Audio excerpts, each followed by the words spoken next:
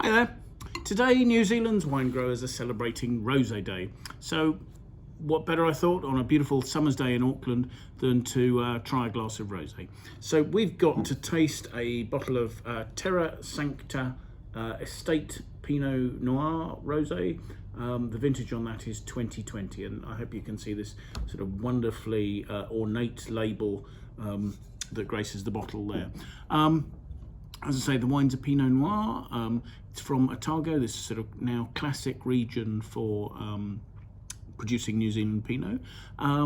It should be noted that Terra Sancta claimed to be the first people in Bannockburn, one of the principal regions of Otago, to planted vines. In fact, they claim that only 16 hectares of vines were planted anywhere in Central Otago when they planted their first vineyard, the Sancta vineyard, in 1991. So the location of the vineyard is on Felton Road. Again, the name of the Felton Road winery, one of their neighbours, is fairly famous as so this is a well-known origin for high quality Pinot Noir. So we should be tasting a fairly classic New Zealand wine here.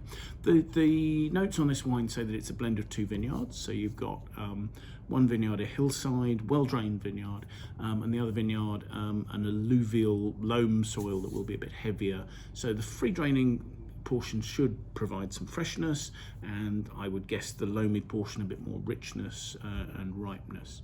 Having a look at the wine, you've got a beautiful sort of red tinge, sort of salmon pink colour there. Giving it a swirl. The aromas are quite restrained and almost vinous. To smell it, it's almost like a Provençal rosé. Maybe slightly more high-toned red fruit on there, but not jumping out of the glass. To taste it,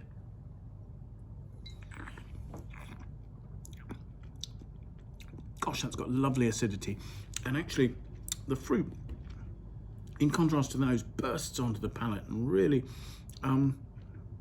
it's funny how to describe it. It's quite a long sort of narrow flavour that gets much broader at the end.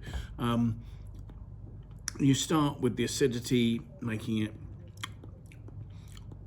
quite minerally on the attack, and then sort of it becomes much more rounded and fruity, not heavy. I mean, this is medium to light bodied.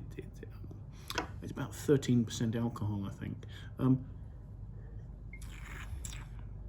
It's not completely dry, but it just, initially you're getting sort of quite ripe red fruit, strawberry, maybe a tiny touch of red currant flavours, and then you get a much more sort of a deeper plummy note, not sort of completely filling the palate, but just sitting at the back palate there, filling it out and rounding it.